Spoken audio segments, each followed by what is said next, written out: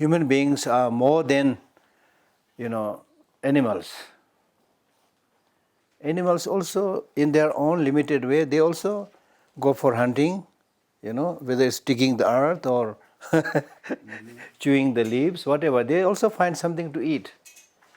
And they also engage in reproduction, they also know how to do sex and all those things. So those things are common to all of us, animals and human beings. So we need to think, what is that which is special in human being? The specialty in human being, there are many, but if I highlight few, one is this big head. Relative to the size of the body, human beings have the biggest head, relative to the size of the body, as I said.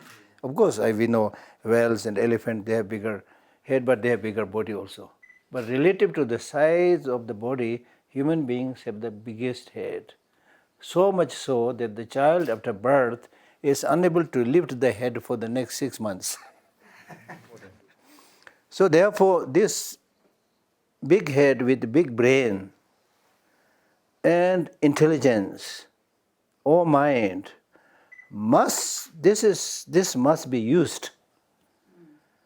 We are not using it at all, almost zero. Even Einstein said he could not use more than 5-6%. So imagine about us. we hardly use. The technology and Yeah, exactly. Again, shortcuts. Yes, shortcuts. You hardly use. You are right. So therefore, what I'm saying is, use this human intelligence and analyze what is good for you in the long run, what is good for others in the long run, what is good for the society, what is good for nation, what is good for the international world for the long run, not just immediate sense gratification, So we are unfortunately, I'm sorry to say, we are also acting almost like animals. Because we are primarily, today everybody says, I'm very busy. I always challenge people by saying, it's not important you are busy. It's not important. What is important is, what are you busy about? Kis cheez mein vyast hai? That's important. So basically, it's clear that basically we are busy with material accumulation. Okay, I'm not jealous of you becoming rich. It's okay. But you need to think, when you talk about the so-called material progress, you are talking about physical progress, which has come from the external material resources, the forest, the minerals, which are by nature physical, which means they have limitation. So how can you make unlimited so-called development and progress from limited resources? Because of this unchecked greed, we are going to destroy the environment completely. Now there are clear evidence everywhere. Go to any big cities like Delhi or New York or Beijing or whatever. It's polluted. Water is polluted, air is polluted, and the food we eat is contaminated, you see. Mostly packaged food, looks good from outside, inside it's rotten. How many months it has been lying there, nobody knows. But stupid as we are, we keep on consuming those junk food. Not only small kids, but elderly people also. Using the plastic bottled water, throwing the plastic everywhere, and all those packages that we throw around in the world. We are suffocating this earth, this planet. So how can we afford to do this? So therefore it is really important to use human intelligence. What are we doing? If you don't want long-lasting happiness, then it's okay. Go for ephemeral happiness, okay, go. But we all say, I want long-lasting happiness, right? So you are going in the wrong direction. So therefore, we must, keep this in mind and educate the younger generation. It's the responsibility of the elder generation to really make this earth livable for the future generation. Your future generation means your children. It's not enough just to give them some dollars and money and some concrete building, a swimming pool, no. So unfortunately today, much of the problem that we see around in the world is clear indication of starvation of human mind. We lack internal resources. And because we lack internal resources, whenever we confront a problem, we don't know how to deal with it. Because inside there's nothing. You will try to solve it, your machines, When the COVID-19 came, you were trying to solve it with vaccination, which is good. But inside, because there's no inner resources, many people committed suicide. Anxiety, depression, fear. Because we are living a life in which we don't know how to live alone and also don't know how to live with others. It's a big problem. And on those glorious days when there's no COVID-19, something like that, you don't cook your food inside. You go out, eat in the hotel, restaurant, so-called socializing all the time. Never be inside. You don't know how to live alone. When COVID-19 came and said, okay, lockdown, you can't go. Now you're alone, you don't know how to live. And then people are suffering from loneliness, depression. I'm not just exaggerating it. It's happened recently.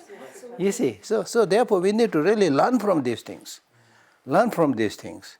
And the most important source of long-lasting happiness is your inner resources.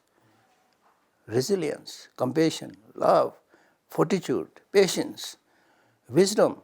These are the most important thing. If you have these inner resources, wherever you go, you will be respected, you will be happy. Yes, it is true, there will be ups and downs in life. The life is not just suffering, life is not just happiness, it's a mixture of things.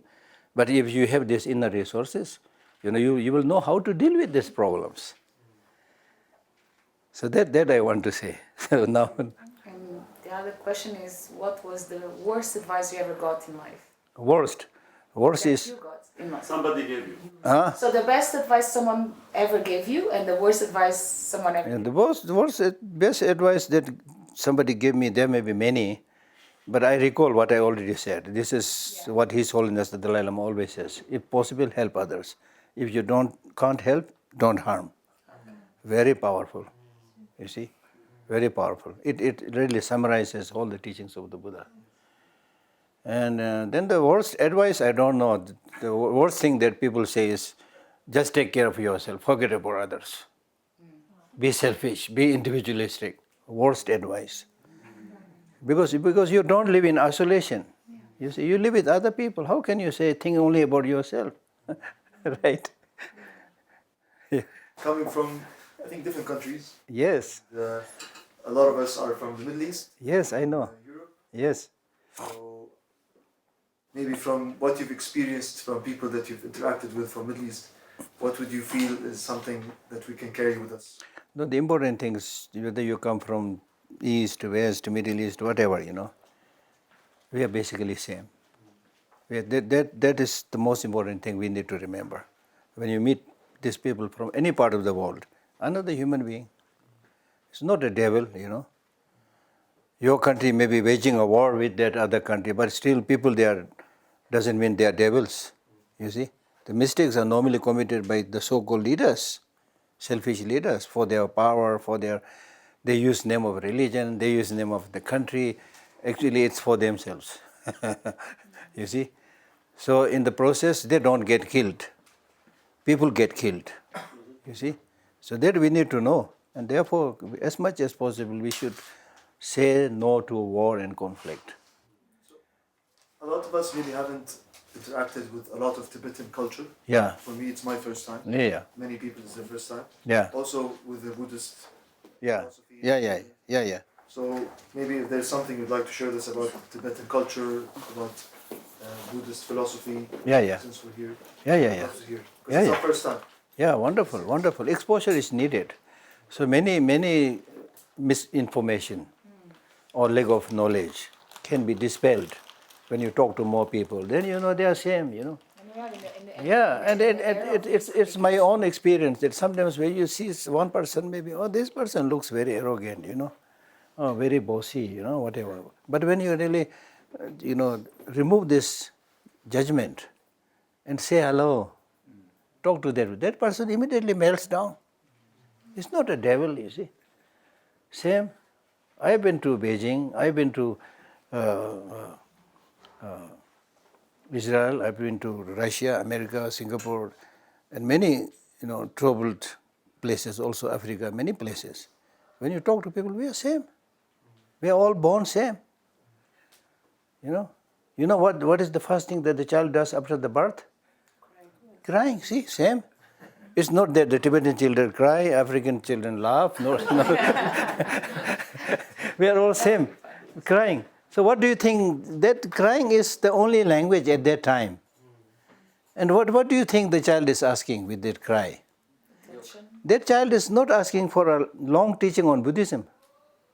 That child is not asking for a long teaching on Christianity or any religion. That child is asking for somebody's unconditional love. We forget that.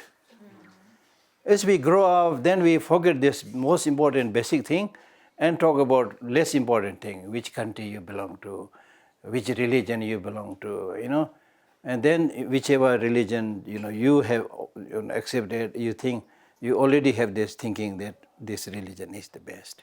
Who are you to say that your religion is the best? If somebody asks you which religion is the best, that is a stupid question. This is like asking which medicine is best. We cannot say this medicine is best because it's costly. Even if it is costly, if it is not good to cure your sickness, it's useless, you see. So that medicine is good for you, which cures your headache, your diarrhea, whatever you have. That doesn't mean that people who don't have diarrhea, that medicine is best. You see, so you can't say what is best. Right? It's not a question of best. So respect other people's need, disposition. Right? Okay? Yeah? I would like to know your perspective about how every thought, how we should not underestimate every thought we think and how it manifests in our reality, and any advice how to master your thoughts? No, it is not easy, but what you need to know is what you want to get in life. Clear. We all want peace, happiness, harmony of family, of yourself. So for that, entertain those thoughts which contributes to that harmony, that happiness. And reduce those thoughts like anger, jealousy, divisiveness, segregation. These are not good. So lessen those. We all have the positive thoughts, negative thoughts also. But we as human beings have the capacity to lessen the negative thoughts and strengthen the positive thoughts. Animals can't do. For example, I have been telling people, as human beings, as I already mentioned, we have this amazing brain, and also we have this amazing language. This language is, of course, for making connection, but more than that, I think this language is when there is a conflict and disagreement, then don't use gun. Sit down and have dialogue and negotiation because you have that language. Don't act like tigers and lions. Animals like tigers and lions, if there is a misunderstanding, the only thing they can do is jump upon each other and try to tear each other apart. They can't say, oh, Mr. Lion, sit down, we'll have a dialogue negotiation. They can't say because they don't have the language. So we are also acting like animals, you see. Whenever there's a problem, threaten them with your atom bomb. Threaten them with your ballistic missiles. Right now we have over 20,000 atom bombs. Shameful, stupid human beings. And these are to threaten and kill people, you see. And some of these atom bombs are in the hand of lunatic people. Yeah. In desperation, they can do anything, you see. Of course, we still, think that, okay, this nuclear atom bombs, nobody will use it. This is good for deterrence, they call it. But I'm scared. Because there are people who are really desperate, and one day out of desperation, I don't know what they are going to do. So we need to gradually come up with a program of demilitarization. I had a question. Yeah. In the Tibetan and sort of Buddhist teachings, Yeah. is there a space for using your negative emotions in a... Yes, possible. For example, we say anger. Using anger on the path. Using anger on the spiritual path means sometimes in order to help some other people, bring on the line, you need to be a little bit tough. So there's a practice called a wrathful practice. That's why you see some deities in a very wrathful form. This is not to say you should have hatred and anger, but sometimes, just like skillful parents, when their naughty children never listens, then sometimes they say, no. So like that. So that way you can use it. Yeah. I have a question if Yeah. I may. You said a very important thing, which is we need to decrease the negative thoughts Exactly. and we increase the positive Yes. thought. But it is not very easy for everyone to do that. It's even if you realize it is very important Yes. to True. increase the positive True. and reduce negative. What would be the one thing that maybe if you do on daily basis, simple thing, that will help you out to do this? Yeah, kind one of- simple I don't know, but what you need to know is as far as developing the positive qualities, you should really precisely know the benefits of those positive emotions. Similarly, in the case of reducing negative emotions like anger, you need to precisely know how they are negative, how they are destructive. For example, anger. We all get angry, right? But is there anybody who says that when I become angry, I become very handsome or very beautiful? A beautiful woman, very beautiful, and also with ornaments and nice clothes. After that, she becomes angry, She doesn't look beautiful, horrifying. Second, when you get angry, your temperature increases. Very bad for people suffering from hypertension. You get headache. And then the worst thing is your brain stops functioning. You have now no idea. You become mad. So the simple question is, do you want to become mad? Mad? What do you mean by a mad person? A mad person is somebody who doesn't know what he is saying, what he is doing. His mind doesn't function. So when we become mad, we all do the same thing. We say all nasty things, and then when your anger comes down, you feel so sad and ashamed and sorry, you see, right? And then also, is there anybody who right in the morning makes a motivation saying that today I'll get angry? Is there anybody?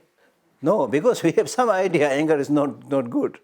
But we do get angry. In the course of the day, you get angry. Then sometimes even to the extent that you pick a fight with somebody. Then in the evening when you come back home from your work and recall your fight and anger with that person, is there anybody who says, I was very angry, fought with somebody, so I really enjoyed the day? Is there anybody? No. That's what I'm saying. So you need to think a little bit how destructive it is for your family, for your health. Also in terms of money. For example, a country like America loses billions of dollars because of anger. I have a book on that. Because of the anger, there's shooting, which you hear on and off. There's road rage. There is car accident. So many things. And then, of course, people committing suicide. So you need to think like that. Then you'll say, in Buddhism, this attachment, anger, ignorance, they are compared to poisons. And they are worse than poisons. Poison will kill only your body, but your negative emotion will kill not only your body, but your mind also. So you need to clearly see the pros and cons. On that note, I think most of us are always trying to find this, what's the purpose in life? What's the purpose? Yeah. I think probably is what is coming from this question. And I know there's many ways to find this, many different teachings. I personally want to know, how do you find yours? How did you find your purpose in life? It's a very good question, very complicated question, but I have made it simple. Purpose of life is happiness. Yes. Purpose of life is not something you will get after 10 years or 20 years. Today's purpose of life is to be happy today. Still living life. Yes, live your life. Don't just get lost what has happened in the past. Don't get lost what will happen in the future. It's important that you learn something from the past, make certain preparations, but most important thing is live now. This is important because many people don't live now, they simply exist. Sure. They are not able to enjoy the beautiful scene. They are not able to, appreciate the smile of other people, So we are going around like a zombie, right? So we need to be happy. There are many reasons to be happy. Somebody came to me, a Western nun came to me once and said, Geshe, can you teach meditation? I said, I'll teach you meditation, but first you need to do something to really know about meditation. I said, this whole morning you just go out and this whole morning imagine that you are not a human being, but a cow. You imagine you are a cow. Then find out your food, find out your place to sleep, rest, things like that. Act like a cow. Then you know what it means to be a human being. You see, that's what I'm saying. We don't appreciate what we have. Always thinking, oh, how nice if I'm Bill Gates. Oh, how nice if I am able to live this as a 20-floor building. How nice if I have 100 Mercedes cars. What are you going to do with all this? You need something, but not to such an extent, you see. Right? So therefore, therefore, and then among human beings, like with your group, or including me, we all have both hands intact, all eyes intact, legs intact. Among human beings, how many people are there who have lost both of their hands, who are crippled? So you are not like that. So you are not like that doesn't mean that you should be happy, yeah, I'm not like that. Not just that. But now when you have all these facilities at your disposal, help others. This long arm and hand is for hugging, for shaking hand, not shooting gun. Right? Yeah. And this nice face with this beautiful teeth is to show your smile. Most of the animals don't have that capacity to smile. Monkeys do. Monkeys do something little bit like that. They're trying. Yeah. And then the eyes also, the eyes penetrating inside shows the depth of love. You see? All this is there. And that's why when you meditate or when you love your children, your eye become a little bit smaller. Because now the love is going within, inside, not just outside. So our eyes are not like the eye of a snake, which is round. So you can do all these experiments, you see. So appreciate, be happy. There are many reasons to be happy. And on top of these facilities, if you really make other people happy, then you die tomorrow, no problem. Because many people, they don't live their life thinking that I live 120 years, maybe I am useful. Or 300 years, I may be useful. Stupid. Actually, on that note, different parts of our different beliefs and on dying and death. What would you advise for people that are afraid of dying or death? Because normally fear comes due to lack of knowledge, lack of misunderstanding. So therefore, in Buddhism, it's really, really important that, as I already said, you must use your brain to understand the way things are, the reality. If you know the reality, there's nothing to fear, nothing to be scared of. For example, somewhere in the corner of my room, the light is not so good. There is a coil of rope, okay? Then you come from there, because of this little bit darkness falling there, you will think that there is a snake. There is no snake. But you will develop fear as if there is a real snake. This is because of lack of knowledge. So much of our the fear that we have is ungrounded. So therefore, with death also, the so-called death is death of the body.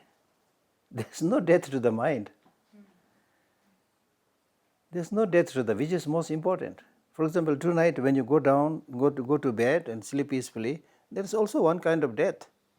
Because you withdraw all your senses, your eye can't see anything, your, your nose can't smell anything. Huh? But your mind becomes very active. You are sleeping in Dharamsala, your mind may be shopping in New York.